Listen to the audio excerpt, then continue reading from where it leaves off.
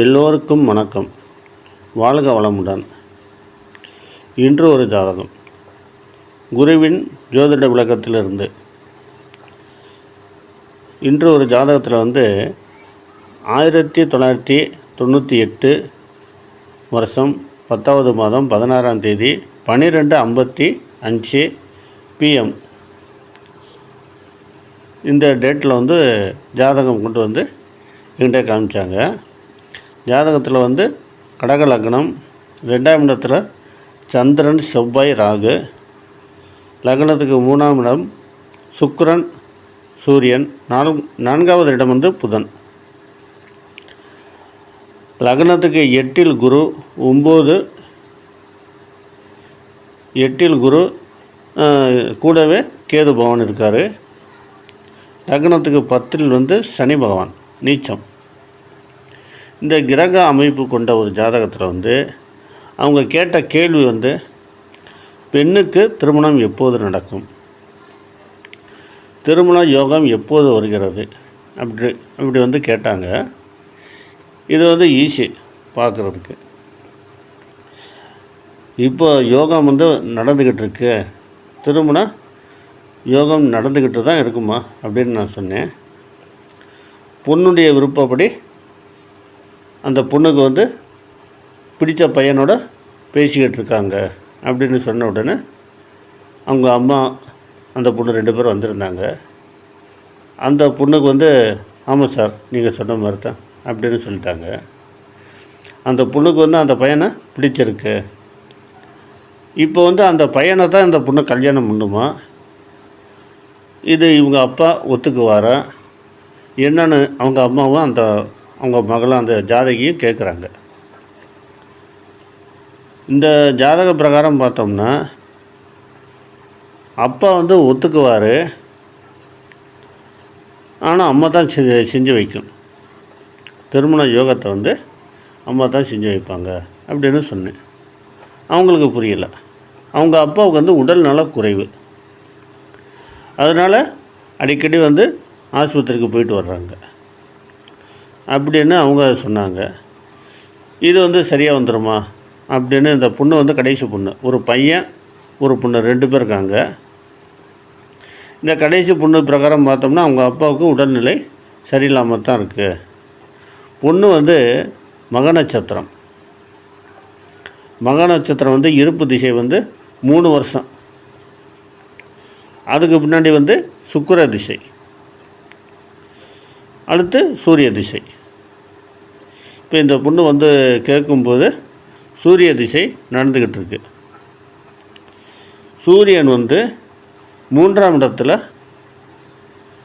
கண்ணியில் இருக்கார், பரிவர்த்தனை யோகத்தோடு. இருந்தாலும் சூரிய திசை எங்களுக்கு தெரிகிறது இது கெடுதல் பண்ணும், ஆனால் திருமண யோகத்தை கொடுத்துரும். கெடுதல் பண்ணும்னு சொல்ல முடியாது அவங்கக்கிட்ட. அதனால் ஆமாம்மா, உங்கள் அப்பாவுக்கு உடல்நிலை சுமாராக தான் இருக்குது, அதனால் நீங்கள் சீக்கிரமாக கல்யாணம் பண்ணுறது நல்லது அப்படின்னு சொன்னேன். அவங்களும் அதே மாதிரி ஏற்றுக்கிட்டாங்க. ஆனால் பண வசதி ரொம்ப கம்மியாக இருக்குது. அதனால் அவங்க எப்படி வசதியான அந்த மாப்பிள்ளை அவங்க எதனாச்சும் பணம் தருவாங்களா, இல்லை எப்படி செய்யலாம்னு அவங்களுக்குள்ளேயே அவங்க பேசிக்கிட்டாங்க. இப்போ அந்த மாதிரி அவங்க பேசிட்டு எங்ககிட்ட சொல்லும்போது, இன்னும் ஒரு வருஷம் கழித்து கூட பண்ணலாம்னு நாங்கள் பார்க்குறோம், எங்களுக்கும் கொஞ்சம் காசு கம்மியாக தான் இருக்குது, பணம் வந்த உடனே செய்யலாம்னு ஒரு வருஷம் வரைக்கும் போக வைக்கணும்னு பார்க்குறேன், அது வரைக்கும் இந்த ஜாதக பிரகாரம் எப்படிங்க இருக்குதுன்னு கேட்டாங்க. இல்லைம்மா, அது வரைக்கும் தள்ளி போடலாம், 1 வருஷம் 1.5 வருஷம் வரைக்கும் தள்ளி போட்டு செய்யலாம், நீங்கள் பணம் கொஞ்சம் சேர்த்துக்கோங்க, அது வரைக்கும் அந்த பொண்ணு பையனும் பேசிக்கிட்டு தான் இருப்பாங்க, அதனால் பரவாயில்ல அப்படின்னு சொன்னேன். அதே மாதிரி அவங்க ஒரு 2 வருஷம் கழிச்சு தான் அதுக்கு முன்னாடி அந்த பொண்ணுக்கு கல்யாணம் நடந்திருக்கு. இருந்தாலும் இந்த கல்யாணம் நடக்கும்போது நாம் பார்க்கும்போது அவங்க அப்பா இல்லை. பாக்கிய ஸ்தானம் இந்த பொண்ணுக்கு லக்ன பிரகாரம் பாக்கியாதிபதினு சொல்லக்கூடிய குரு பகவான் 12இல், அந்த வீட்டுக்கு 12இல் இருக்கார். லக்னத்துக்கு 8இல் இருக்கார்.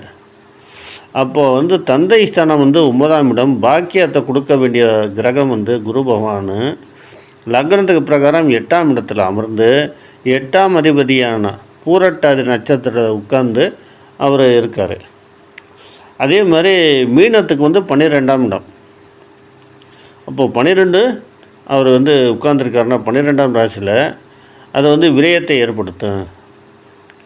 அதே மாதிரி சந்திரன் பிரகாரம் பார்த்தோம்னாலும் தகப்பனார் ஸ்தானம் வந்து 9ஆம் இடம். சனி அங்கே நீச்சமாக இருக்கார். சனியுடைய எந்த நட்சத்திரம் அவர் ஏறியிருக்காரு அப்படின்னு பார்த்தோம்னா அஸ்வினி 3ஆம் பாதம். அஸ்வினி நட்சத்திரம் வந்து மேச ராசியிலேருந்து 11ஆவது இடத்துல குருவோட கேது பவன் இருக்கார். அந்த ஸ்தானம் வந்து மேசத்துக்கு வந்து கெடுதல் பண்ணக்கூடிய இடம், மாரகாதிபதிய உடைய இடம். அது மேசத்துக்கு 11ஆம் இடம் மாரகத்தை உண்டு பண்ண. அதனால் தந்தை ஸ்தானம் வந்து கெடுதல் பண்ணக்கூடிய ஒரு வாய்ப்பு, உடல் நலம் கெடுதல் ஏற்படுத்தக்கூடிய ஒரு வாய்ப்பு உள்ளது அப்படின்னு நாம் வந்து மனசில் தெரிஞ்சுக்கிட்டு அந்த காலத்தை தள்ளி போட்டோம். அதே மாதிரி அந்த 1.5 வருஷம் முடிஞ்ச பின்னாடி தகப்பனாருக்கு உடல்நிலை சரியில்லாமல் அவர் வந்து இறந்துட்டார். அதுக்கு பின்னாடி தான் அந்த பொண்ணுக்கு வந்து கல்யாணம் நடந்திருக்கு. இந்த மாதிரி கூட சில ஜாதகத்தில் வந்து தகப்பனாருக்கு பின்னாடி தகப்பனாருக்கும் தாயாருக்கு வந்து அந்த திருமண யோகத்தை பண்ணக்கூடிய வாய்ப்பு கிடைக்கவில்லை. ஆனால் திருமணம் நல்லா தான் நடந்திருக்கு. அம்மா தான் எல்லாம் நடத்தி வச்சுருக்காங்க. அந்த பையன் விரும்பின பையனை தான் கல்யாணம் பண்ணியிருக்காங்க. இருந்தாலும் தகப்பனார் இல்லாமல் தான் பண்ணியிருக்காங்க. இப்படியே அந்த ஜாதகம் வந்து நாம் கவனமாக பார்க்கும்போது நிச்சயமாக அது தெரியும், அது தெரிஞ்சுக்கலாம் அப்படின்னு சொல்லி இந்த ஜாதகத்தை நிறைவு பண்ணுறோமா. வணக்கம், நமஸ்கார்.